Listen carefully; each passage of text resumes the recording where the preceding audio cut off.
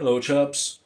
I decided to do a follow up to my NEC video to give the reason on why I've left UKIP.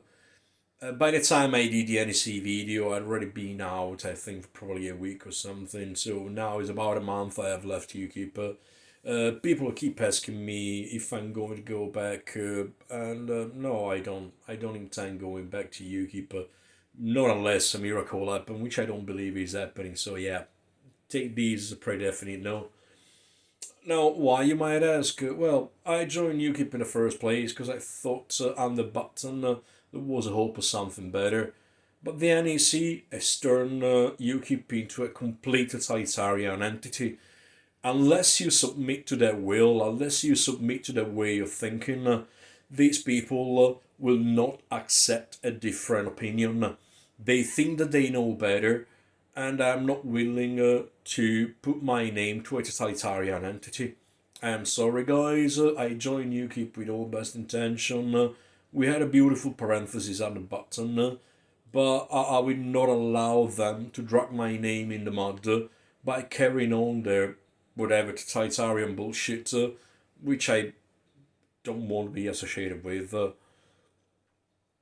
Um, to expand a bit on that, I never really bought much into UKIP while all the Farage bad period and all that.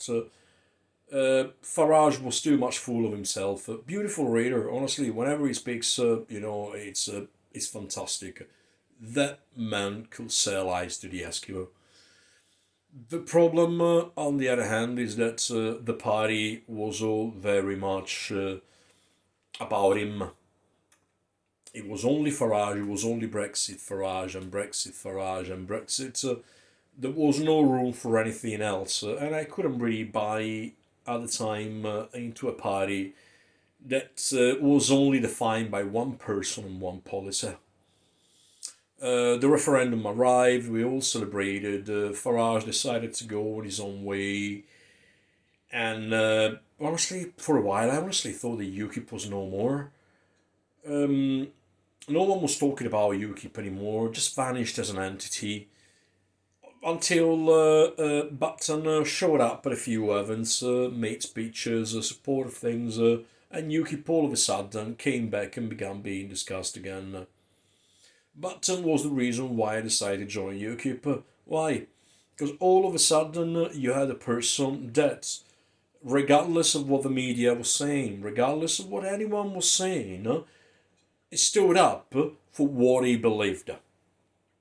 And that is the thing. I don't like most of the political parties. I don't like most of the politicians because I think they're all a bunch of pricks. They just tell you what they want you, what they think you want to hear, and all they're doing, they're just trying to get your votes. I mean, in UKIP, you have a prime example as Neil Hamilton. He's a man without a spine, without a belief, and he made it clear at a conference. It is all marketing. All I want is to get elected. We need to get elected. I want to get elected. Yeah, there's good ideas, but we can't support those ideas because they won't get elected. It's completely immoral. He doesn't care about anything apart from being elected. And everyone else out there, Tories, Labour, they're all the same. Whereas all of a sudden you had Button, that he was like, I just want to fight the good fight. I want to fight for what I believe. And so, after all the YouTubers joining, I was like, well, if they're doing it, I'll do it myself. I got a membership to the party. I didn't really, I think that was June 2 years ago. So June 18. I didn't really engage with the party until December when the annual general meeting for Oxfordshire was called. At the time, I was working two jobs. I didn't really have the time to do anything. In December, I quit my second job. I stopped working the doors. So I was like, okay, I got some spare time. I just been invited to this meeting. Let's see how it goes. And it was at that point I started getting involved. I started doing things with the party. I started organizing locally. We've done the local elections. We done loads of other things. We went out, we did tables. Honestly, we had a blast. And everything looked like it was going well until, recent events happened. We all know what happened. There's no reason to go through again. First was Button, then was Richard Brain, that was the NEC. Three times the members that tried to come out, speak their mind, and in a democratic manner, and three times in a totalitarian manner, we've been refused. So eventually, when the EGM was called, I was like, at first I supported it because it was like, yeah, we need to take back control from these totalitarian NEC. And then two problems occurred. On one hand, Oxfordshire was one of the first branches to actually have an EGM and submit all the paperwork and do everything. Within a month, we had everything done and submitted. Whereas now, 3 months down the line, the branches, they still don't know how to do, what to do. And I'm like, honestly, this was meant to be an emergency general meeting. If 3 months down the line you still have no clue what you're doing, it ain't happening. The other issue is that I can't realize that we try to speak our voice, speak our mind the first time. So, Button, and we've been denied. We tried a second time, Richard Brain, and we've been denied. We tried a third time, the NEC, and we have been denied again. Every time we have tried in a democratic manner, and they responded in a totalitarian manner, ignoring our will, ignoring the constitution, violating rules. If they haven't listened to us 3 times, and for 3 times they have violated every rule, why do you think they are going to listen now that we are trying to submit an EGM? And that's why I left. They have violated all the rules. And people keep telling me, yeah, but the EGM is in the rules, they'll have to listen.